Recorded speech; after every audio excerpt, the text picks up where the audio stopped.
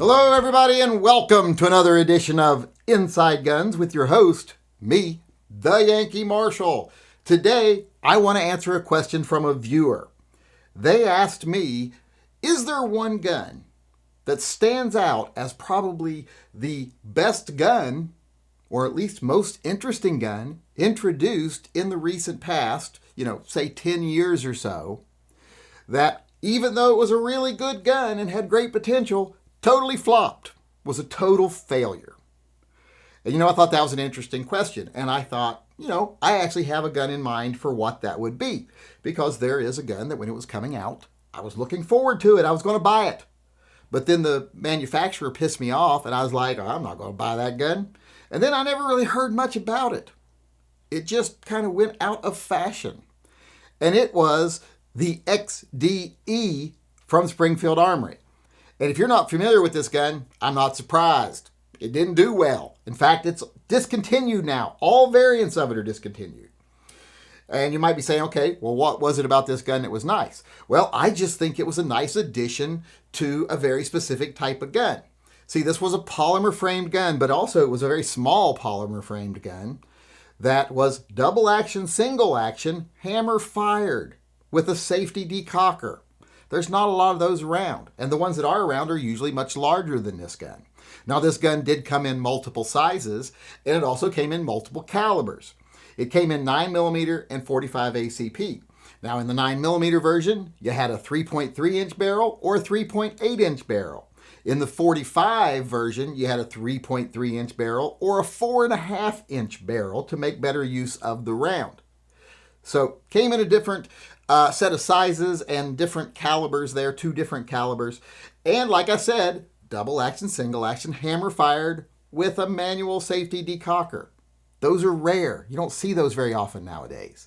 Now, the one that I think was the best gun was the smaller framed one, the 3.3-inch, and you could get that in 45 or 9mm. If you got it in 45 ACP, I do believe it was 6+1 rounds. If you got it in 9mm, I think it was 8+1 rounds. So not a high capacity gun, but still enough to get you by, especially if you carry an extra magazine or two. And since they're single stack magazines, it'd be real easy to carry. Like I said, it does have a manual safety. So you could carry this gun cocked and locked. You could carry it with the hammer down and the safety off, or you could carry it with the hammer down and the safety on, depending on what level of safety you felt comfortable with. So it was a very versatile gun. It was pretty well made. I mean, I couldn't see any problems with the way it was made. It seemed to me like it was a nice, good quality gun. But it just didn't take off. This gun just wasn't popular with people. They didn't really take to it, which is, like I said, I don't know why. Because there's such a shortage of hammer-fired guns in this category. This gun weighed under 25 ounces. So it was thin because it's single stack. It was small, short-barreled, short grip.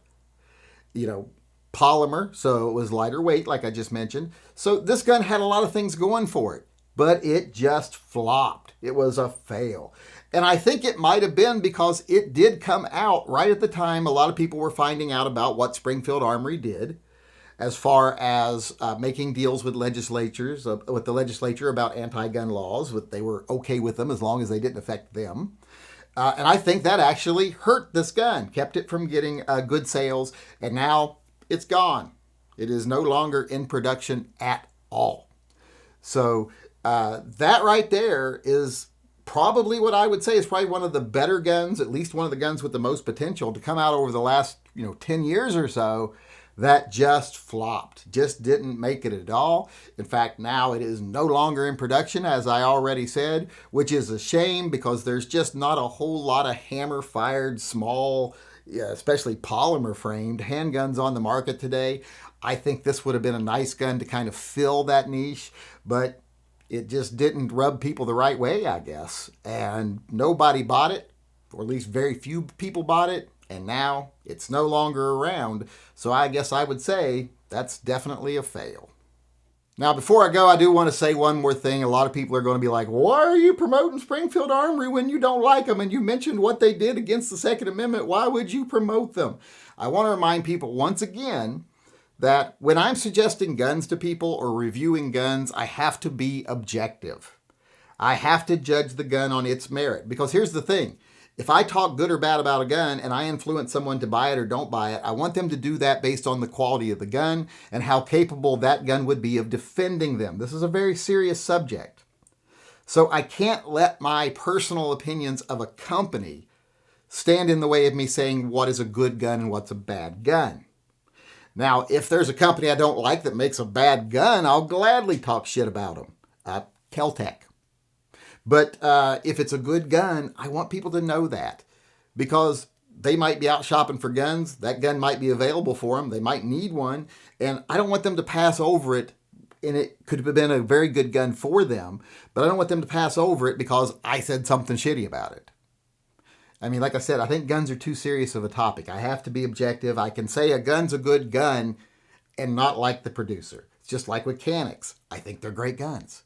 If someone wanted to buy one, I would not tell them no. I personally wouldn't do business with any company out of Turkey for my own personal reasons.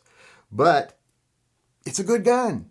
Same thing with the XD series and the Springfield Armory guns, the Springfield Armory 1911s, etc. They are good guns. That will be a capable gun, a reliable gun for people who might be looking for a gun to defend themselves with.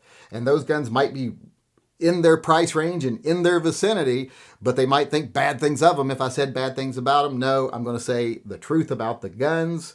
That doesn't mean I have a problem or don't have a problem with the manufacturer. It just means the gun itself is pretty good, and that's what matters. In the end of the day, the gun you have doesn't have to be about politics, doesn't have to be about personal beliefs. It's got to be able to defend you. You got to be able to count on it. It's got to be reliable, and it's got to be something you can use. And at the end of the day, that's what matters. And with that being said, I am out of here. I hope y'all enjoyed the show. I do appreciate you coming. I do want to remind everyone that we do have a live chat every night at 6 p.m. Pacific time, except for Mondays and Wednesdays when it's at 5 p.m. Pacific time. We're going on 1,000 chats here in a row without missing a day. That's my goal, to hit 1,000. We're at around 900 and something now. So if you want to come over and join in the conversation, please do so. There will probably be a link in the upper corner of this video. So come on over, join in the conversation live in the chat room, and you can even come in the chat, the actual video if you want to. If you want to call me out on something you think I've been wrong about, we always still do Slap the Yank, just no one ever wants to do it.